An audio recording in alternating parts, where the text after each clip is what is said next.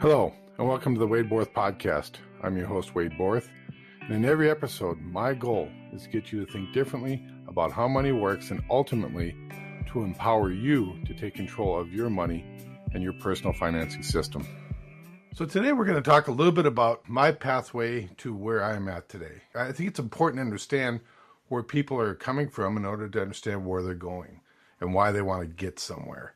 So I thought maybe a lot of the listeners, a lot of people that are viewing this have seen or heard my story before, but I thought why not give you guys just a little bit of insight into how I develop my thought process and why I do what I do, because it's important for people to understand the why behind who they're working with and why it's so important to have that common bond of wanting to achieve the same thing. So just a little bit of background of where I came from. I was born and raised as a farm boy in North Dakota. So I grew up on a farm in a small town, North Dakota.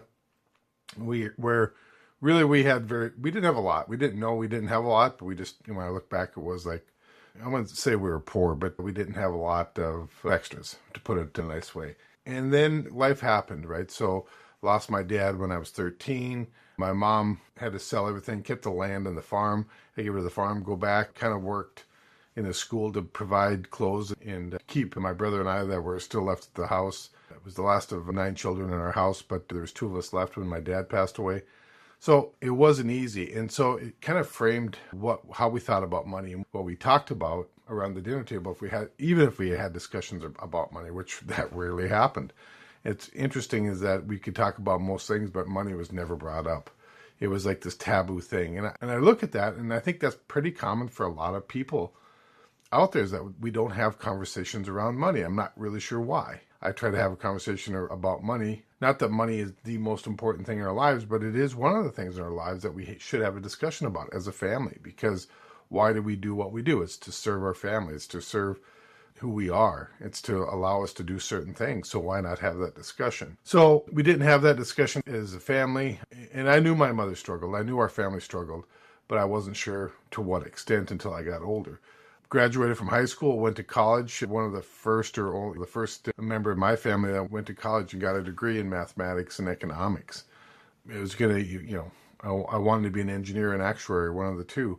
But as I looked around, where I thought I could make the biggest impact was in the financial services industry. So after graduation, I decided not to go into engineering school, take my mathematics degree, my economics degree, and apply it to the insurance industry. That's where my passion lied, because I saw the impact of not having those things discussed when I was growing up.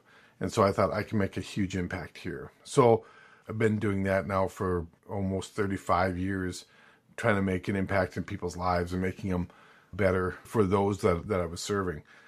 And I thought I was doing a good job. I thought I understood what I wanted to do until I met a gentleman by the name of Nelson Nash, who introduced me to this infinite banking idea. And this was about 2006, 2007. Nelson introduced me to this idea. It was a crazy idea. I read the book, set it down, and I picked the book up again. I set it back down. I said, there's got to be something here. But it was so contrary to what I had been conditioned to think. And this is the point of my life where I started reading other books, expanding my horizons a little bit. Barry Dagg's book, Pirates of Manhattan, was a big influencer on how I thought, because it started to break those walls down a little bit about what you thought to be true turns out not to be. When would you want to know it? That's a Don Blanton line. If what you thought to be true turned out not to be, when would you want to know it? And so I was starting to learn that maybe all the stuff I had thought about being a certain way wasn't exactly that way. And so at that point, it started really to change my mindset. I thought there had to be a better way because everybody was getting the same results. I saw my family struggle. I saw other family struggles, and it was just all wrapped around the same thought process, right?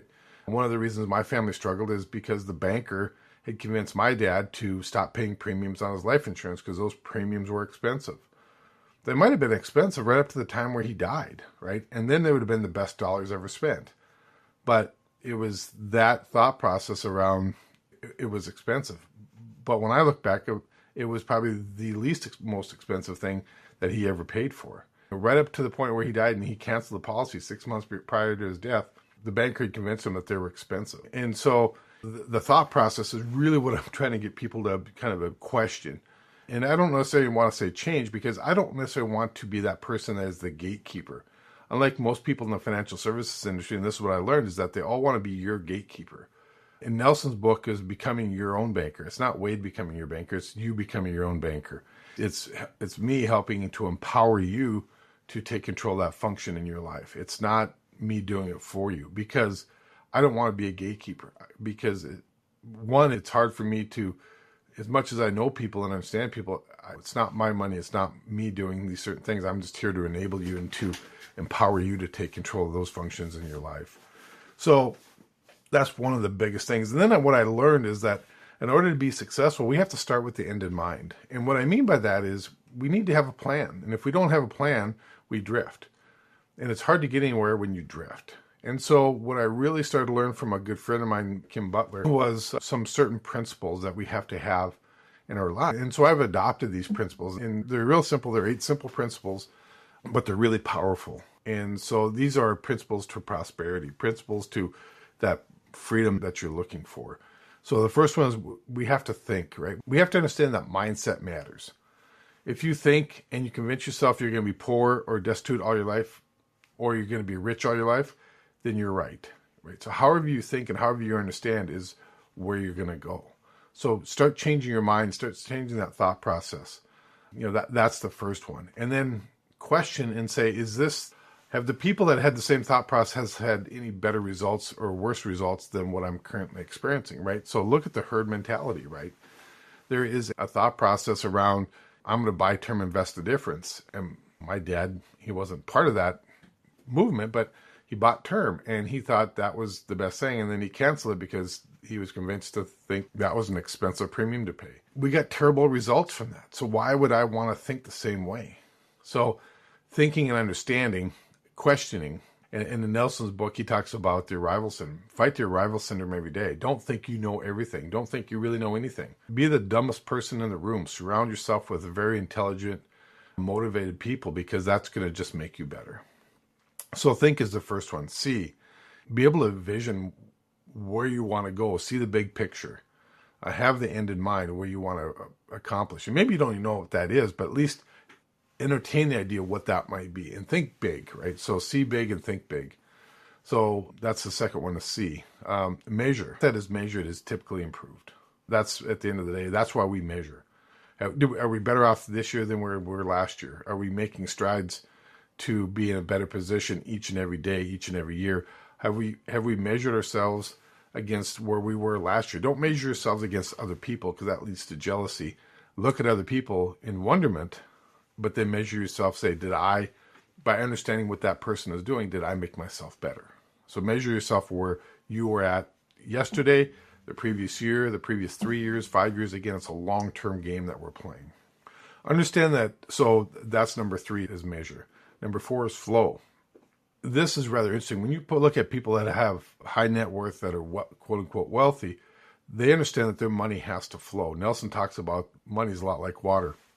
I've actually done a couple of podcasts, so you can find our podcast you can go to sagewealthstrategy.com, or you can listen to the podcast and find out where we talk about money's like water. And I had this discussion with my son where we said that the most powerful thing you can have is like water. Water, when it flows, has got the most power. Water, when it's stored, becomes stagnant. So money and net worth really have to flow. And what I mean by that is don't hoard it, don't hold on to it, put it to work. That's when it becomes super powerful. The next one, so that's flow. The next one is control. This is the one that I think a lot of people want to give up control. And this is the one where I really push back. And again, I don't want to control your money. I don't want to control your thought process. I want to empower you to take control. And what I mean by that is let's take a look at a 401k. When you absolutely need money, who's in control of that money?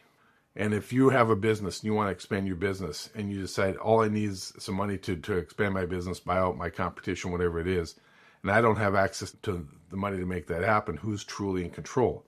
Is the banker in control of my business? If he can give me the thumbs up or thumbs down to expand my business or to spend money to buy out my competition, whatever it is, and he's the one that can give me the authority to do it, who's truly in control of my business or of my personal life? I want to be the one that's in control. Move, right? Move is another one, is that you need to, obviously, if you stay static, people are going to pass you. You have to be in movement as well. Your thought process has to be in movement. We have to continually push ourselves to that next level. So move our money, move ourselves, move our mindsets as things develop, because we've changed our perspective. And so as we change our perspective, we have to be moving in that direction as well. And the last one is multiply. The last principle is to multiply. We need to multiply and have our dollars doing multiple things at one time. We need to leverage people as well. Don't think you need to do everything yourself. Find somebody that is an expert in those fields and then multiply your abilities. Find what you're really good at. There's a book called Who Not How, and there's a tremendous opportunity to say, who can do this better than I can do this? Whatever that is, and find out what is the one thing that you really enjoy doing, and then really concentrate on that, and then find somebody else who can do all the other things that you don't enjoy doing. So multiply your energy, multiply your talents by working with other people, finding other people that have like-minded thought process. And that's probably the big key here is don't just go find somebody that has a thought process or value standards or values that are in conflict with you, because what we want to do is align your values with your actions and then have other people join that team. But we want only those people on the team that are in alignment with what you believe and what you want to accomplish.